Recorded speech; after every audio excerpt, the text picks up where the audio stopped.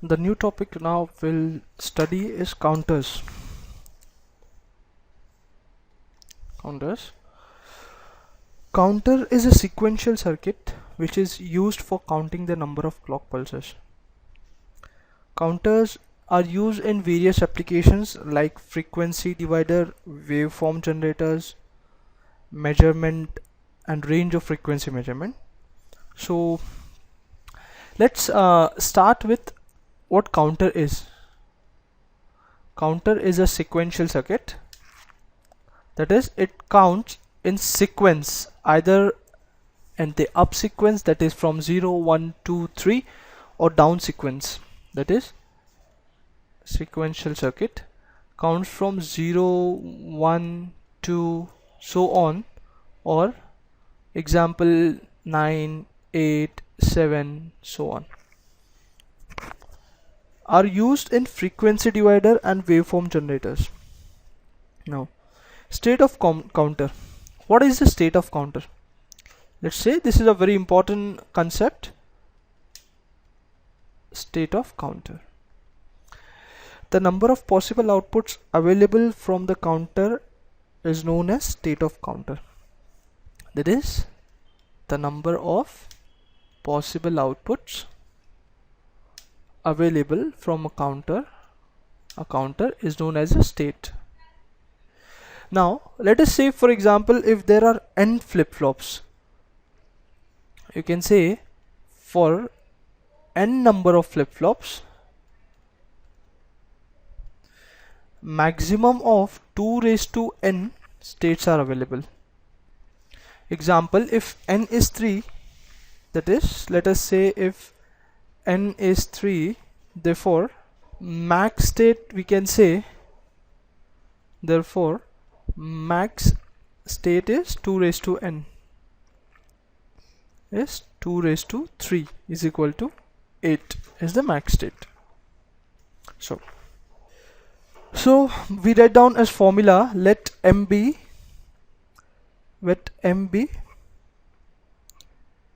number of states and n is number of flip-flop. So number of states m is given by the formula 2 raised to n, or n, that is number of flip-flops, is equal to log to the base 2 of m. A very important concept to find out the number of flip-flops. Or n is also given as 3.3 to the log to the base 10 of m. Now, mod of a counter. Next topic, modulus of a counter, we say in short form as mod, or we can also say in short form as mod of a counter. Mod of a counter is defined as number of distinct output available from a counter. Now, what the state of counter was? The number of possible outputs available from the counter. Now, when the modulus of a counter is number of distinct output available from the counter. So we often get confused between the modulus and the state of a counter. So to avoid the confusion, let us study in detail what the modulus of a counter is and how the mod of a counter can be found out. So the modulus of a counter is very much related to the number of clock pulses. That is, the number of distinct output is related to the number of clock pulses. So we can also find the number of clock pulses here, like the shift registers we have found out.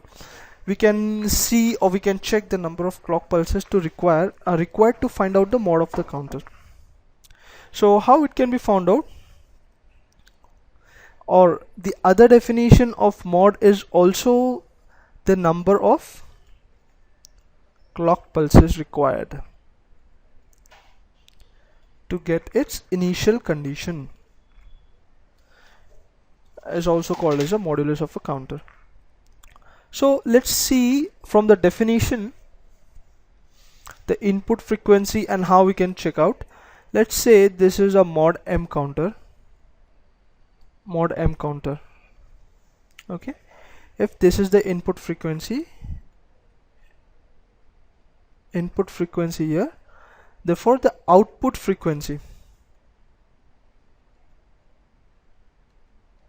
here, the output frequency for a mod M counter is found out by a simple formula.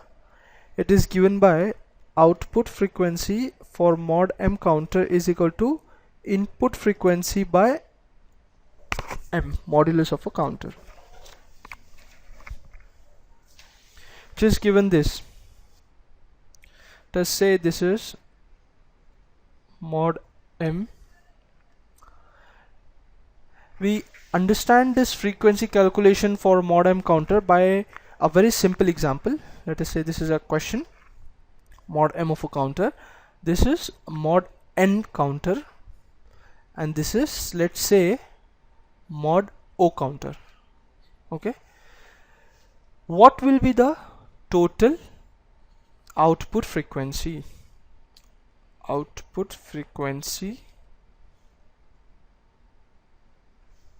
So we'll go step by step. So first, the output frequency for this mod M count, or let us say input frequency is F. So the output frequency for this mod M counter will be F by M. This F by M acts as a input frequency to N.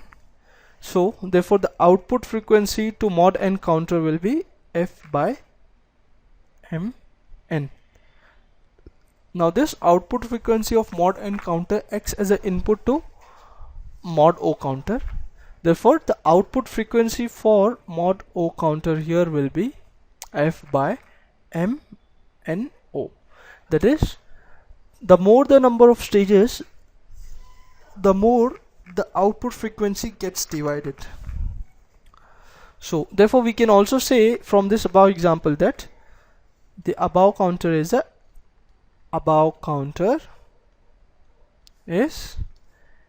MNO counter, where the output frequency is F by MNO. Therefore we can say is F by MNO or MNO counter.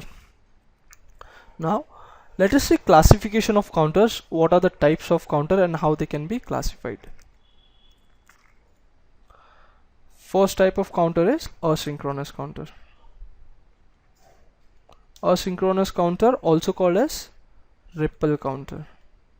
We'll study in detail what this asynchronous and what this ripple is. And the second is synchronous counter or parallel counter. Now this synchronous and asynchronous are again divided further here. Again, asynchronous is divided by binary counter and non-binary counter, and synchronous counter are defined by ring counter, Johnson ring counter, third is random sequence counter.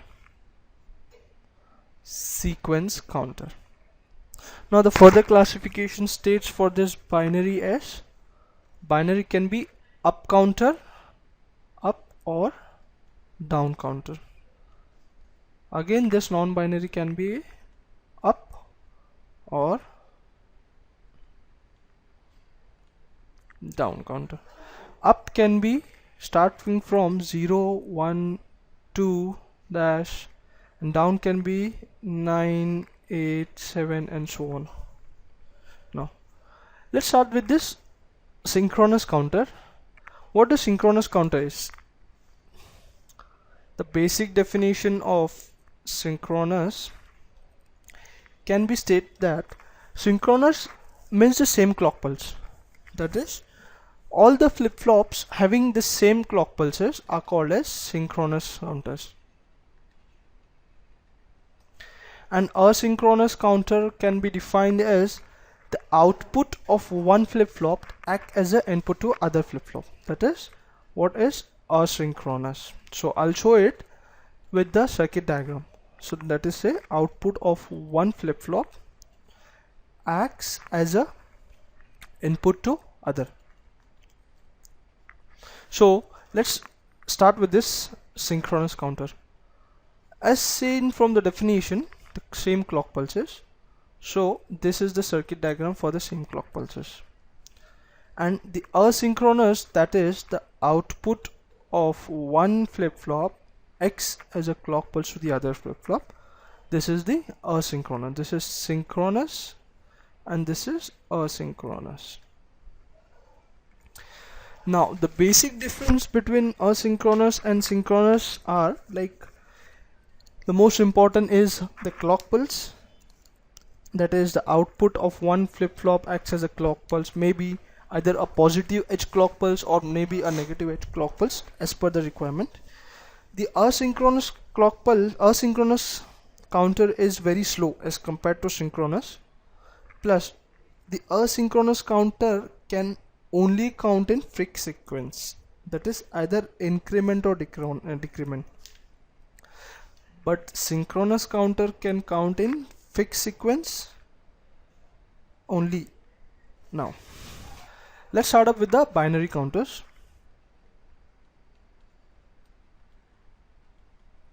Binary counters. Binary counters, they count all possible states, that is 16 states. They count 16 possible states. And the number of states for binary counter is mod 2 raised to n. Let us say the number of states for binary mod of 2 raised to n, where mod is the number of distinct outputs. And for non-binary counters, the states are like way, or mod 3, mod 5, mod 7 and so on. Similarly, up counter, if counter sequence is incrementing, it is up counter, and if counter sequence is decrementing, it is down counter.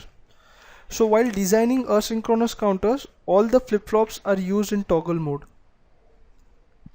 Like for example, if we use a JK flip-flop, so to use the flip-flop in toggle mode, we have to have J and K, both the inputs and 1, so that the counter will often be in a flip-flop mode. And if we use T flip-flop, the T should be given as 1. Now let's study a simple example of designing a synchronous counter, how it works. Let us take one example to study in detail how the mod synchronous counter can work. Now let us say question is designing of a synchronous counter. Design a mod 8 asynchronous counter. So let's start with the design of mod 8 asynchronous counter.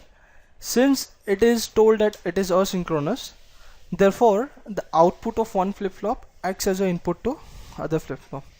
Now step 1 is to find the number of flip-flops.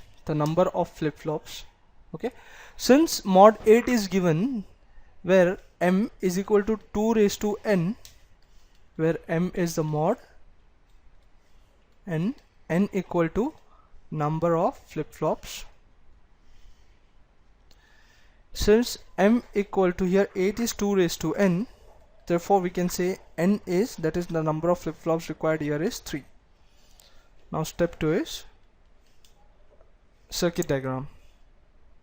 Since 3 flip-flops required and it is asynchronous, therefore output of one flip-flop acts as a clock pulse to the other flip-flop. Let us take this as a negative edge triggered clock pulses. negative edge triggered clock pulses, which is denoted by this bubble. Now here we have to design a counter, we have to take flip-flop always in a toggle mode. So if we are taking here as JK flip-flops, always the input to JK flip-flop will be 1, so that it is in a toggle mode. Okay, 1 1 1 1. Okay, now most important thing, okay, how to find which one is LSB and which one is MSB.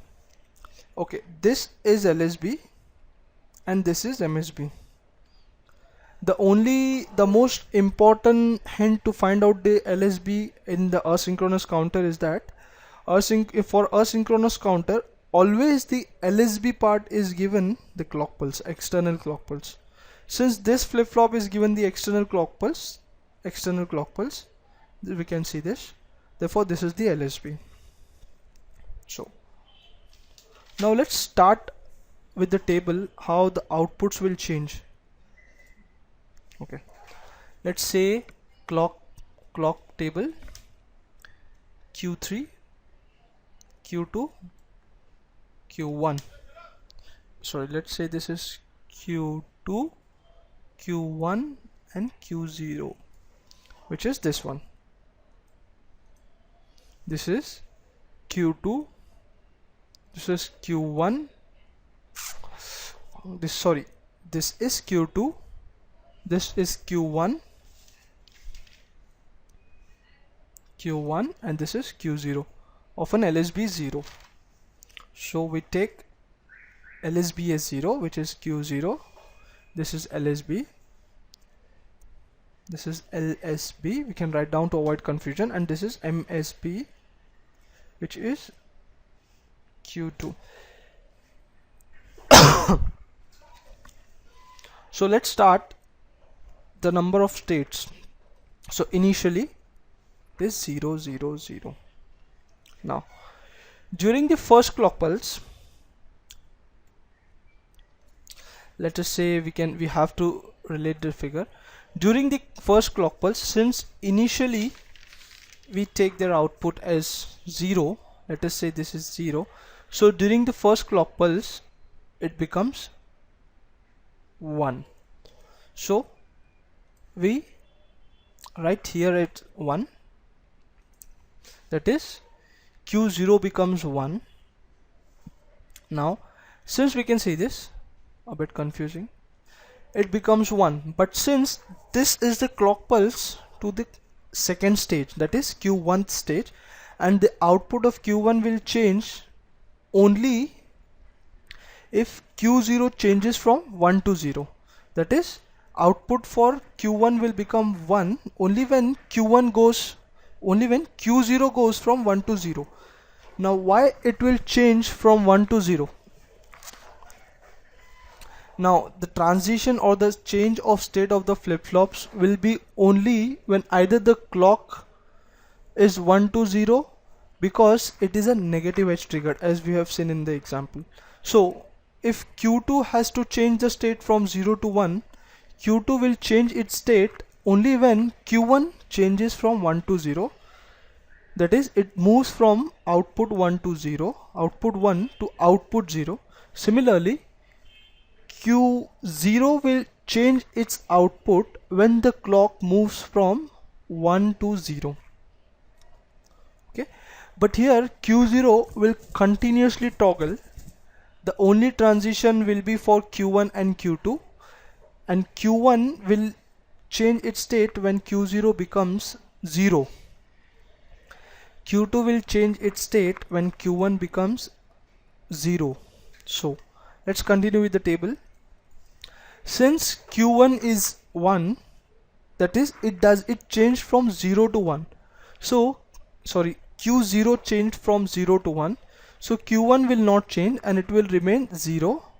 And since Q1 has changed from 0 to 0, it will not change and remain the same. Now during this second clock pulse, Q1 toggles, that is Q1 becomes 0. Since the input to the JK flip-flop are 1 1, all these flip-flops will toggle.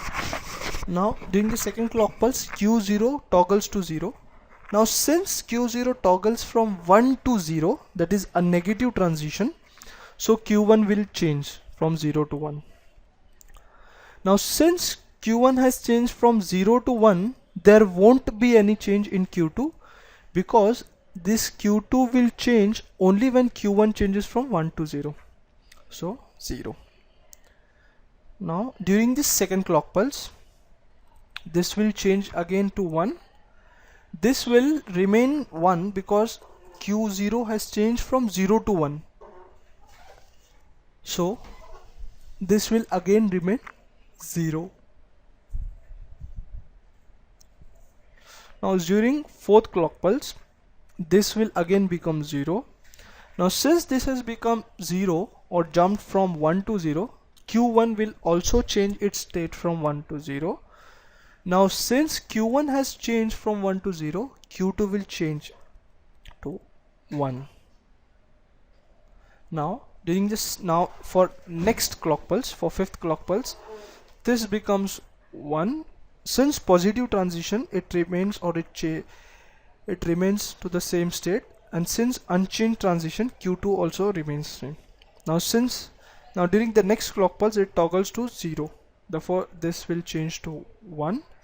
Sorry, this will still remain 0, and this will still remain. This will change to 1 because of negative transition, and since positive transition for Q1, that's what it will remain changed. For seventh clock pulse, this changes to 1, so this remains the same, this remains the same. And for eighth clock pulse, this goes to 0, therefore this will go to 0, and again this will go to 0, which is the initial stage. As we can see, this initial stage. The initial stage has come after 7 clock pulses. Therefore we can say this as mod 7 counter. Sorry, we can say this as mod 8 counter. That is, at the 8th clock pulse, it regain its original state. This is the original state.